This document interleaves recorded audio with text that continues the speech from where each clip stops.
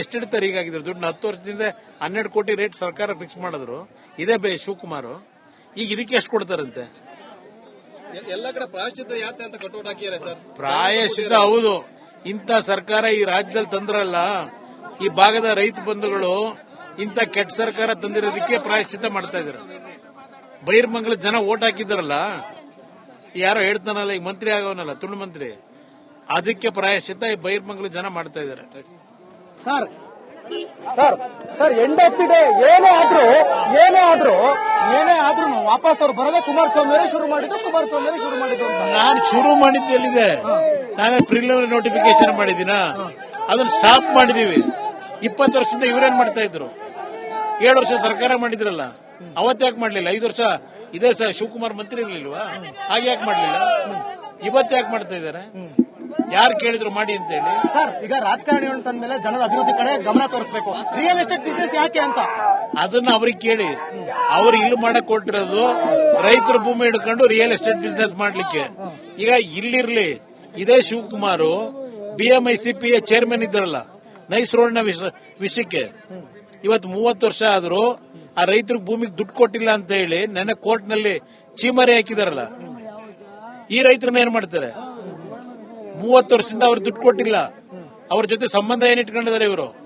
ಹಗಲು ದರೋಡೆ ಮಾಡ್ಕೊಂಡು ಕೂತಿರ್ತಕ್ಕಂಥ ಜೊತೆನಲ್ಲಿ ಈ ಸರ್ಕಾರದಲ್ಲಿ ಇರ್ತಕ್ಕಂಥವ್ರು ಇಲ್ಲಿ ಬಂದವರಲ್ಲ ರೈತರ ಭೂಮಿ ಹೊಡಿಲಿಕ್ಕೆ ಯಾತಿಗೆ ಮಾಡಿದ್ದಾರೆ? ಪಾದಯಾತ್ರೆ ಮಾಡೋದ್ರಿಂದ ಎಲ್ಲವೂ ಸರಿ ಹೋಗುತ್ತಾ? ಈ ಪಾದಯಾತ್ರೆ ಜನಗಳಲ್ಲಿ ಅವೇರ್ನೆಸ್ ಕ್ರಿಯೇಟಿಂಗ್ ಮಾಡ್ತಾರೆ. ಇದು ಪಾದಯಾತ್ರೆ ಮಾಡ್ತಿರುವಂತದ್ದು ಜನರಲ್ಲಿ ಅವೇರ್ನೆಸ್ ಮೂಡಿಸೋದಕ್ಕೆ ಮತ್ತು ನಮ್ಮ ಪ್ರಯತ್ನ ನಾವು ಮಾಡ್ತೀವಿ ಅಂತ ಹೇಳ್ತಾ ಇದ್ದಾರೆ. ಸೊ ಇದು ಕುಮಾರಸ್ವಾಮಿಯ ಮಾತಾಗಿತ್ತು. ಏನ್ ನಿಮ್ ಪ್ರಾಬ್ಲಮ್ ಕಾರ್ಯಕ್ರಮದಲ್ಲಿ.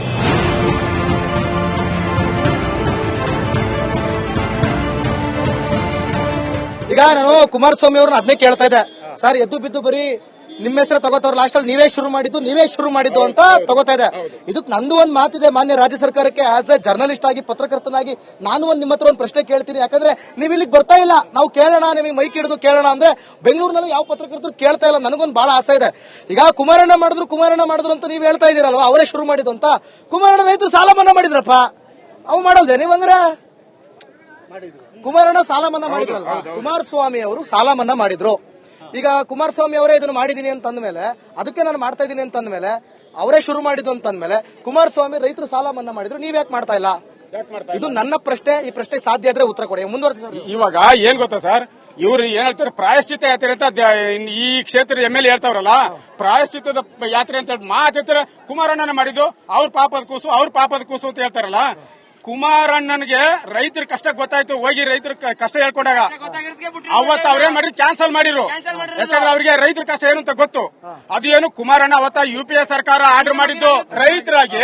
ನಾನು ಹೇಳ್ತಾ ಇರೋದು, ಅಂದ್ರೆ ಒಂದ್ ನಿಮಿಷ ಹೇಳ್ತೀನಿ, ಯಾವುದೇ ಪಕ್ಷದ ಕಾರ್ಯಕರ್ತರಿಗೆ ಅವ್ರದೇ ಆದಂತ ಒಂದು ಅಭಿಮಾನ ಇರ್ತದೆ. ಅದು ತಪ್ಪು ಅಂತ ನೀವು ವಿರೋಧಿಸ್ತೀರ, ಅವ್ರು ಸೆಂಟ್ರಲ್ ಅಂತ ರೈತರು ಕಾರ್ಯಕರ್ತರು ಬೇರೆ, ನಮ್ ರೈತರಿಗೆ ಒಳ್ಳೇದಾಗಬೇಕು. ನಮ್ಗೆ ರೈತರು ಕೆಲಸ ಮಾಡ್ಕೊಡಿ, ನಮ್ ರೈತರ ಭೂಮಿ ಉಳಿಸ್ಕೊಡಿ ಅಷ್ಟೇ. ಇನ್ನೇನು ಬೇಡ. ಇಲ್ಲಿ ಪಾಲಿಟಿಕ್ಸ್ ಬೇಡ, ಎಲೆಕ್ಷನ್ ಬೇಡ, ಎಲೆಕ್ಷನ್ ಬೇಡ. ಹಂಗ ಹೇಳಕ್ ಆಗುದಿಲ್ಲ.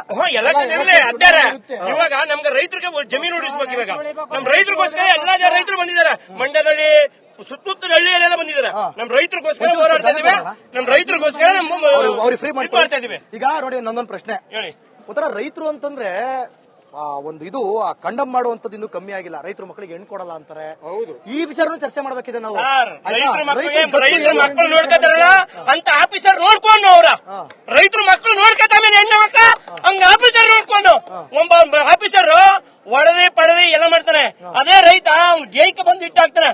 ಒಂದೊತ್ತು ಕೂಲಿನಾರ ಗೇಯ್ತಾನೆ ಅವನು. ಅದೇ ಆಫೀಸರ್ ಗೇಯ್ತಾರ. ನಮ್ ಕೆಲಸ ಅವ್ನು ಮಾಡ್ಯಾರ, ಅವ್ನ ಕೆಲಸ ನಾವ್ ಮಾಡ್ತೀವಿ ಬೇಕಾದ್ರೆ.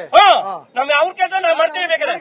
ನಮ್ ರೈತರಾಗಿ. ನಿಮ್ಗೆ ಯಾವ್ರು ಸರ್? ನಮ್ ಮಂಡ್ಯ ಸರ್. ಮಂಡ್ಯದಿಂದ ಬಂದ್ರ ರೈತರಿಗೋಸ್ಕರ ಬಂದ್ರೆ ನೀವು ರೈತರ ಎಷ್ಟು ಎಕರೆ ಏನ್ ಬೆಳಿತೀರಿ? ನಾವು ಭತ್ತ, ರಾಗಿ ಎಲ್ಲ ಬೆಳಿತೀವಿ. ಎಲ್ಲ ಬೆಳಿತೀರಿ.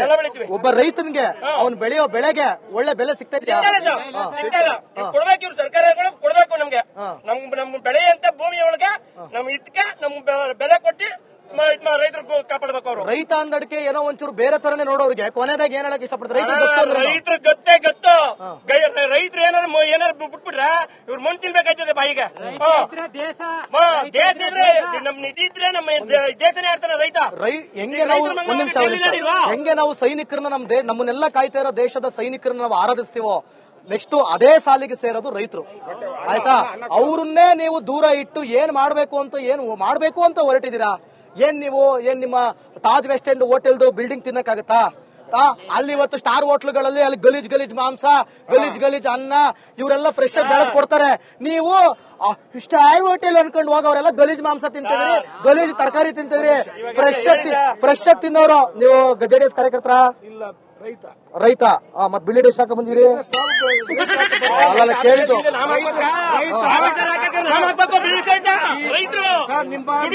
ಕನ್ನಡ ವಾಹಿನಿಯಿಂದ ಒಂದೇ ಒಂದು ಮನವಿ ಮಾಡ್ತೀನಿ ಘನ ಸರ್ಕಾರಕ್ಕೆ.